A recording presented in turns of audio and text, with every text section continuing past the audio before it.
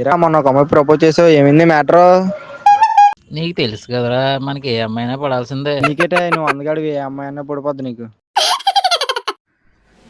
ఎవర్రా మన చెల్లి లవ్ చేసింది? అన్నా ఆ బండి దగ్గర ఉన్నాడే వాడే. అన్నా చేద్దాం పదండ్రా. బా ఎవరు బాలో కర్రలు పట్టుకుని వస్తున్నారు?